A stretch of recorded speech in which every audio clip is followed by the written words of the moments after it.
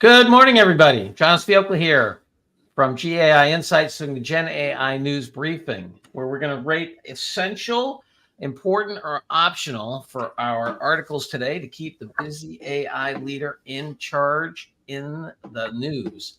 All right, with that, I'm going to turn it over to David DeLallo. All right.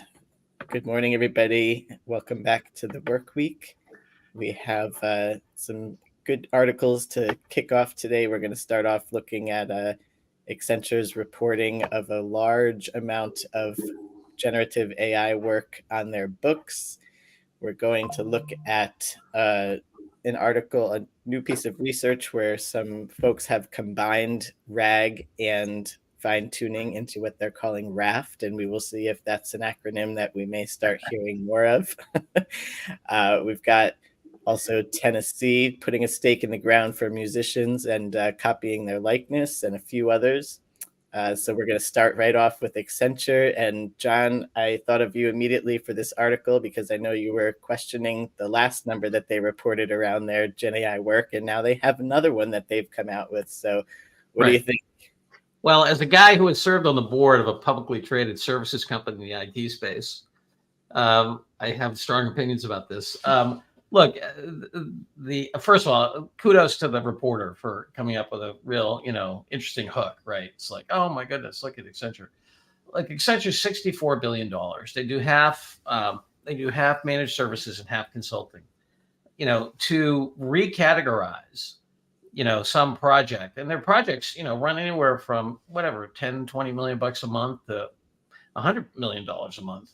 To recategorize some of that stuff as, generative AI revenue, so you can be the leader because you've already committed that you're putting $3 billion down, into this domain. Anyway, I think it's optional. Maybe they're doing it. My guess is that this is a recategorization of some of their other revenues that, I know they're not net new in Gen AI only. But they're making a big investment in it, but still optional. Anybody else? I was, John, I'm with you in terms of Accenture itself. The reporter, as you mentioned, did a good job coming up with numbers for others and Gen AI specific focused companies. So I wonder whether this is more important than optional for the our audience to know that there are serious numbers out there. Ankash, could you put the table that they created up on the screen? They created a bit of a table showing the various moves that the competitors to Accenture are doing. I think it's a little further down. Yeah, a little further down. There it is. So there's also discussion about investment, and investment is real. So Accenture, as you mentioned, $3 billion invested, and other people are investing in the infrastructure for Gen AI. So this might be good to read for executives, and it's not a long one. So in my book, I would put it as important. Adam, break our tie. Yeah, I'll go important as well, and it comes back to that argument of like, what is our target audience going to want to have in their back pocket, right? This is good ammunition for making the case for justifying why they need to be paying attention, particularly for organizations where that executive feels that they need to be making faster progress or more investment than they are. This is really good information for them to have. So I'll tip the scales and vote important as well then. All right. We'll mark it as important, and we'll explain the reasoning here that it's not necessarily about Accenture's number. But, no, I'm fine with it. Go for it. Just for that reason. All right, Ankash, sorry, I cut you off on the last one. Please introduce the next piece. Thanks, David.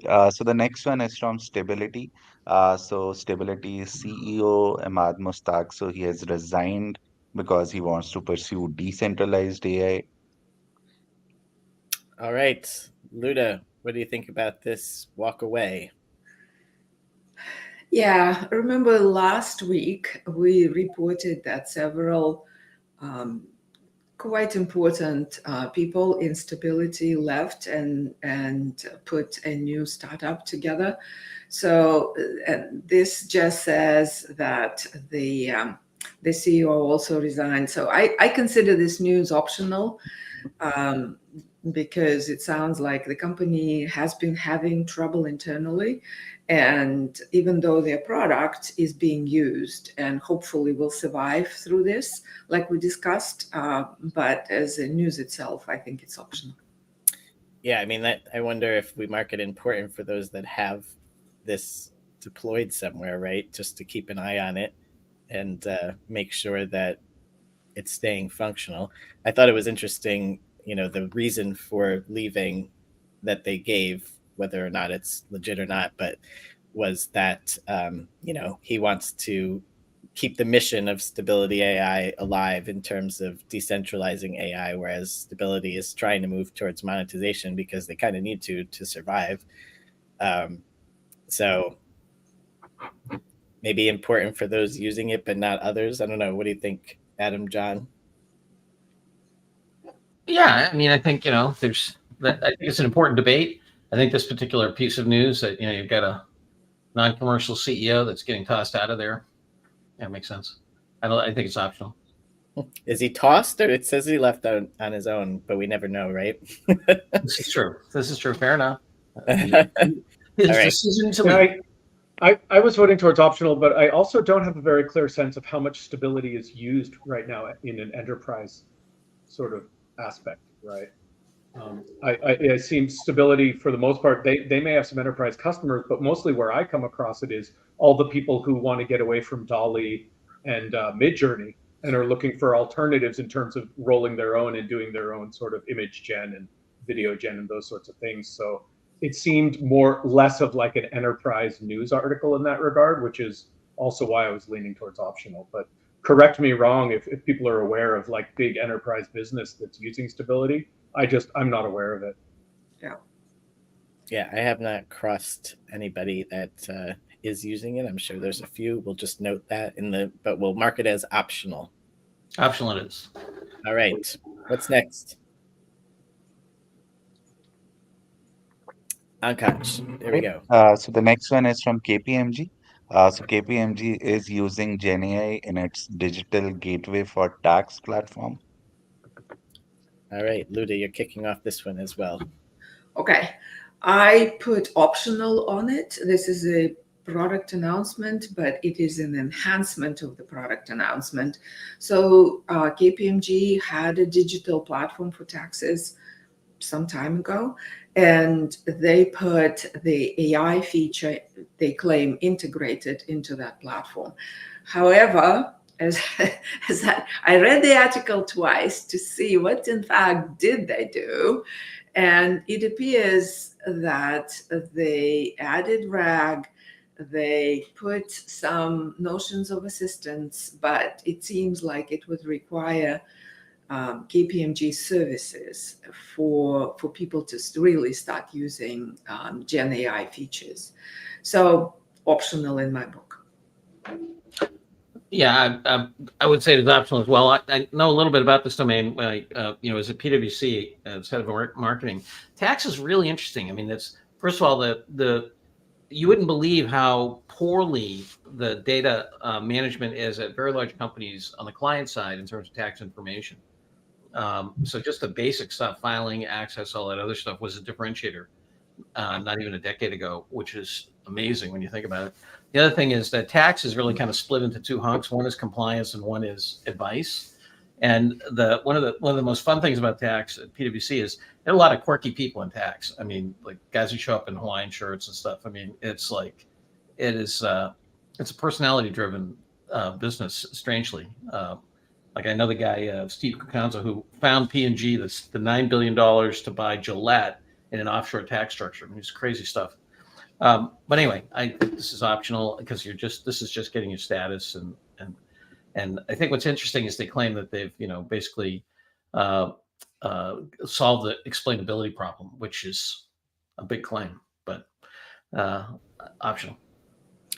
Yeah, they basically have said that they not only give you a reference as to where a piece of information came from, but that it will walk you through the steps that the AI took to get to where it is. So Yeah. I'd be Yeah. super interested to see that in action and see how it works. Yes. Because as I read this one, Luda, I was thinking back to TurboTax, and I forget, there was another tax preparation company at the same time that released a tool, and they both were like horrendous. Yeah. And obviously tax is critical to get very accurate. So Oh, yeah. be interesting to get any feedback on folks that end up using this tool. Yep. All right, but we will go optional since it's an upgrade, and we don't really have any visibility into exactly who's using it and how it works. Yeah. So, all right, Ankaj, what's next? Okay. So the next one is a mixture of RAG and fine tuning. So basically adapting large language models to domain specific RAG. Yeah, this report itself was making me remember, anybody can publish on this platform.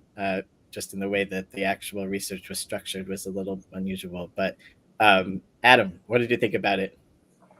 Yeah, look, it's interesting in some ways. It's a bit obvious, right? In hindsight, that's the best of both worlds, right? So after a model has already been trained, there's basically two ways you can continue to add value to the accuracy of the data. One is through retrieval augmentation, RAG, and the other is through fine tuning.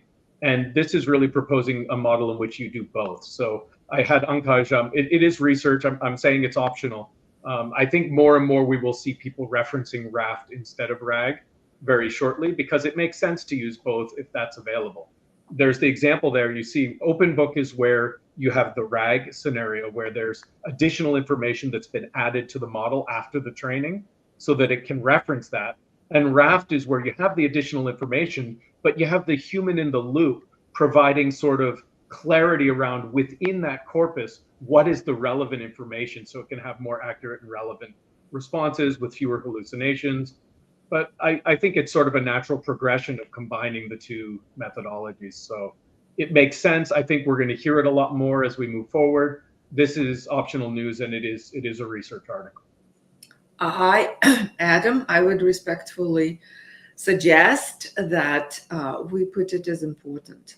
The reason being, it's they put it in it's open source. It is, you're right, is a progression, but it's a very important progression that gives a lot of power to the implementers. So it puts the knowledge, the data that we so much need on top of the model that is well-trained or open source model, and it makes that very efficient. So I say a lot of our technical audience would want to know about it, would want to get that link, and would want to start experimenting with it. So for that reason, I would suggest we put it as important. You're on mute, David. I was going to say I could rebut, but I'm open to hearing other people's input. Yeah, I wanted to see what John has to say here. Yeah, I'm on optional. I think it's a little early.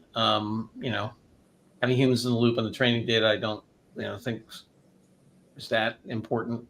I love the acronym, but I think it's early days and just one of a series of improvements to model building. Yeah, their results table, was somewhat impressive, at least in some models that they tested. I think that's a little further down on Kaj. Yeah, maybe another plug for important, exactly, John, what you've said. Remember, our audience we are trying to highlight things that are happening that are useful, right, for them.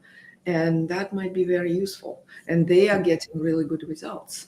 Luda, my rebuttal was basically going to be that this is important to the technical people, not to the busy executive. But at the same time, they may be the one who are getting wind of this and handing it down to their technical teams. Correct. And saying, hey, have you heard about RAFT? I know we're doing RAG, or I know we're doing fine tuning. Maybe you need to be taking a look at this. So it might not be specifically for them, but I can understand you make a good point for why it is important for them to be aware of it, even if it's just that they're pushing it down to their technical teams to start looking at how they can already start making good use of it. This can shorten the fine tuning of a model dramatically, guys. It can. I mean, if it's optional, it's optional, but I would very much. I'm gonna say we're going to say important and say, you know, you may not necessarily need to read this, you know, super carefully, but give it a skim and be aware that this combo is effective and something that you might look into. How about that?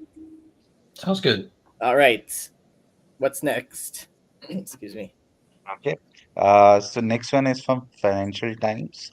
So FT has started using an AI chatbot which is trained on decades of its own articles, and subscribers can use the Ask FT function to get answers to the questions that they have about recent events or broader topics. All right. What do you think about this one, John? The tester here who wrote the article thought that it worked pretty well. Yeah, I put this as an optional. I think, it worked pretty well, but it also got some things wrong, like Nikki Haley still being in the Republican race and so forth. I just think it's our, another mainstream media outlet understanding, or content creator provider, realizing that chat and GPT are going to be a big part of the interface now, in terms of accessing the data and actually using that content. So I thought it's nice. I'm not an FT Pro user. I'm just a regular retail FT user, so I wasn't able to actually interact with the bot. But I think it's I would give it as optional, just another affirmation that this is the new way to do things. Anybody have anything to add to that? No, I agree. A couple important points. One is, this is now the third example, I think, in 2 weeks of someone coming forward and saying they've trained their own model on a decade or more of data, right? And I think it's important for people to start getting that memo if they haven't already. And it's actually interesting in this article, one of the things they talk about a little further down on the page is he's saying, we did a whole bunch of testing internally and use that to refine how we instruct the model. In the first group of 500, we are tracking every question and response as well as the user's feedback. That's basically RAFT, right? Which we were just talking about. Is you have this corpus of data, but you're having the human in the loop to continue to fine tune the model. So it's interesting. It's interesting in those regards, but probably this news itself is optional. Yeah, we've kind of gotten to the point where this type of use case is becoming, pretty like commonplace. So nothing too transformative here. So we'll go on the side of optional. And then we have one last piece, I believe. Yes, David. So the next one is from the state of Tennessee. It has become the first US state to protect musicians from threat of AI. All right, so I signed this to myself to kick off, and I'm going to go important on this one. You guys know I'm a musician, so that's why I kind of took this one on, and it was interesting as I was trying to read it. I was kind of thinking about the comparison between, copywriting the likeness of a musician versus, the discussion that we're hearing constantly about kind of copying the style of a writer, and how I felt on both of those. So first, information on this act. So Tennessee apparently is one of only 3 states where photographs and likeness of somebody is actually considered a property right rather than right of publicity. And that stemmed from the whole debate over Elvis's estate decades ago, and they actually are calling this the Elvis Act as a nod to that. So basically, this is going to say that, hey, if you're going to replicate a singer's voice, then you need to get permission from them. So I think it'll be interesting to see how this actually can get enforced. And when I think about this versus a writing style, I agree with this approach more than on a writing style, because I feel like somebody's voice is a unique thing. You're copying it exactly. Whereas to say if you wrote in somebody's style, I mean, to me, that's very vague, and people copy other people's styles all the time, you know? So I like this approach. I think it will go in this direction on a more broad level personally, but curious as to what everybody else thinks on this one. I love Michael Novak notes that the thing is called the Ensuring Likeness, Voice, and Image Security Act, or the Elvis Act. Isn't that Yes, perfect? Elvis. Isn't history? I mean, isn't life weird? I mean, here we have. I'm thinking of Elvis's song "We're Caught in a Trap," right? We're caught in a trap. In terms of image and likeness, I mean that his. I agree, it's important. I think that the whole notion of making figuring out that. I think the whole notion of elevating the idea of property in the digital space, I think, is essential. And I think that this, it's going to make it really hard for folks to enforce that if it's happening at the state level, not the federal level. But if you look at the history of some other changes like, abortion and so forth, if you get a certain critical mass of states to flip over, sometimes that gets you to, marijuana, abortion, the tipping point is, rough justice, about 15, 20 states. And all of a sudden, it has a very good chance of being federal. Not to say that that's causative or correlative, but whatever. So I think it's important. I think more states should do this because I believe you should own your digital reality personally. Yeah, I mean, this is your identity, really, to me. Whereas, like, your writing style, to me, is not really, and in a lot of ways, it's hard to even fully replicate that or fully defend that somebody's used your style unless it's like super, super distinct and you're using it across all of your works. So totally agree there. Any final thoughts, Luda, Adam, on this one? For our audience, it might be optional, but it is generally as a protection for the musicians and the like. It's important. I would agree with important. I'm just questioning for our audience how important it is. Yeah, I mean, I think that's a good point, but I would say it's any rulings or any laws that are starting to come into place for copyrighted material, maybe something to keep an eye on, even if it's in this realm, which might not be totally relevant to the AI leader. Yep. Okay. All right, that's all we have for today. We've got the summary slide up here. Thank you, Ankaj. We have Accenture busting the charts here with the amount of revenue that they're claiming from generative AI, but we're saying that's a good justification for AI leaders. So important, RAFT, important to give it a skim so you're aware that this is a technique that can help you out. And obviously the one we just discussed is important. Optional for the three others. So just a little bit of reading for folks to do today. And thank you for joining. Just a reminder, tonight our lab. I don't know if I know the topic of it. I do. Got it for you. Thank you, John. It's Mike Ensing, who is the CEO of a startup called Revere, maybe in the spirit of Paul Revere. And what they're doing, what it is it's a firm that helps brands monitor what's going on with their brands in the generative AI world. And the title is Elevating Brands in a Generative AI World. It's 7:00 Eastern, 4:00 Pacific, U.S. time.